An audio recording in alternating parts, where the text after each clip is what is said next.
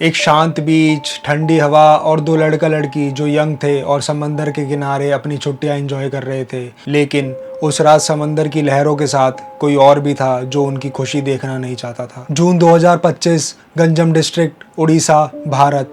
एक ऐसा क्राइम जो इतना हॉरिफाइंग, इतना खौफनाक था कि सुनने वालों के रोंगटे खड़े हो जाएंगे। एक कॉलेज की लड़की का 10 लोगों ने मिलकर गैंग रेप करा और उसके बॉयफ्रेंड को वहीं पे जिंदा हॉस्टेज बना के रखा। उड़ीसा का गोपालपुर बीच एक शांत और परफेक्ट टूरिस्ट डेस्टिनेशन, कपल्स के लिए परफेक्ट जगह जहां प्राइवेसी भी मिलती है और नेचर में सुकून भी। यहीं पे आई थी 21 साल की लड़की अपने बॉयफ्रेंड के साथ। दोनों कॉलेज गोइंग स्टूडेंट्स थे और यहाँ पे एक वेकेशन के लिए आए थे, थोड़ा टाइम स्पेंड करने के लिए। उनका प्लान था कुछ प्राइवेट टाइम एक दूसरे के साथ स्पेंड करने का, जहाँ उनको कोई डिस्टर्ब ना करे, एक खामोश जगह पे।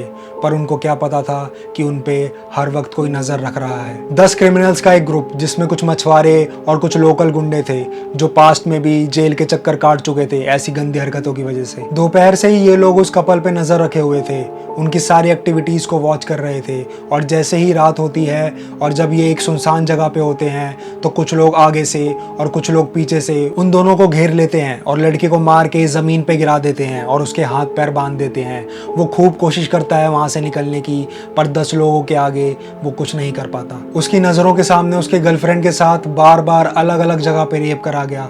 और ऐसा नहीं था कि ये कुछ देर के लिए हुआ, ये घिनौना काम उन्होंने पूरे 2 घंटे तक किया। और ये घिनौना काम करने के बाद वो क्रिमिनल्स उन दोनों को वहीं समंदर के किनारे छोड़ के चले जाते हैं। लड़की के कपड़े पूरी तरीके से फटे हुए थे, खून आ रहा था और वो बुरी तरीके से शॉक में थी।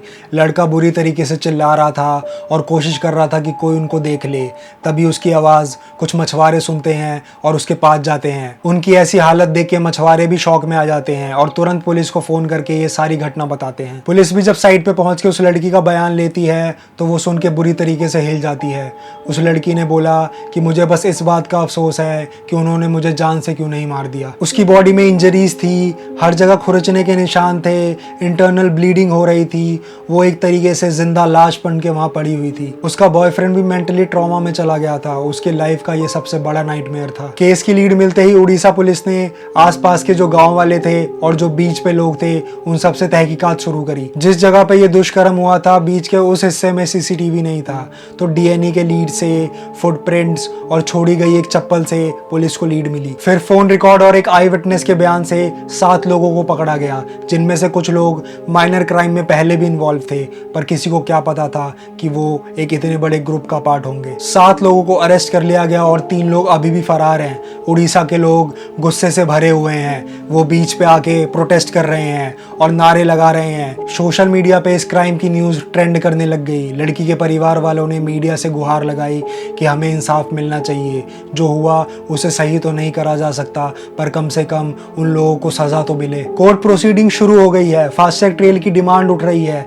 जनता का कहना है कि अब बीच जैसी जगह भी हम लोगों के लिए सेफ नहीं है। लड़की अभी भी आईसीयू में है। बाहरी घाव से ज्यादा जो उसका मेंटल ट्रॉमा है उसको हर दिन मारे जा रहा है। उसके बॉयफ्रेंड ने पुलिस को स्टेटमेंट दिया कि मैं वहां पे था पर मैं फिर भी उसको नहीं बचा पाया। मैं जिंदा तो हूं पर मैं अंदर से मर चुका हूं। क्या उसका रिलेशनशिप वापस नॉर्मल हो पाएगा? क्या वो दुनिया के सामने वापस खुल के बाहर निकल पाएंगे?